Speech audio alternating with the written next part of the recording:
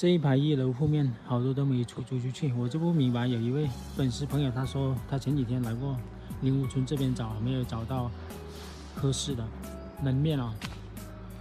就我住的这栋这里，好像一楼是没租出去的，但是也没看到他贴那招租广告出来。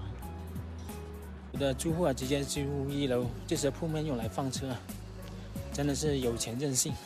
像这种比较旧一点的房子，房租应该是比较便宜的哦。前面那些新楼呢，可能比较贵，越靠近马路边的越贵啊。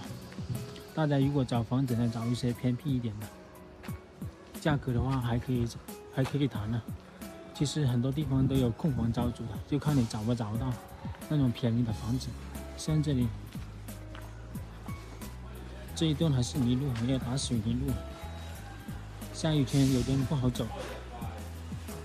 旺铺招租，看一下，到处都是招租广告，基本上每一栋楼都贴点，都有空房啊。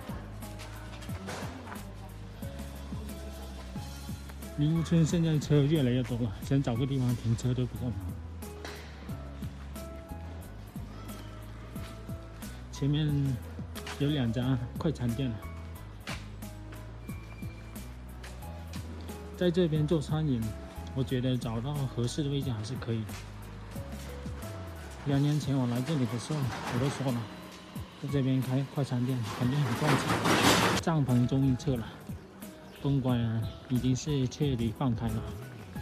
这一栋基本上每家每户都装空调，好牛逼啊！有2个驾校，学车也很方便了。前面就是工厂了，早场上班也很近。这边这个电子厂听说工资不错啊。我明年如果不在那个挂壁厂上班了，我就在这附近找一个厂进来，刮风下雨也不怕，因为离住的地方也比较近。这是一家药厂，有招工，仓库发货员。这家药厂招聘年龄有限制，18到30岁。我年纪大了，要不然的话可以去试一下。我前年就在这个美机厂上班了，待遇是高部应该是数1数2的。这些是厂里的员工的自行车都是停在外面的。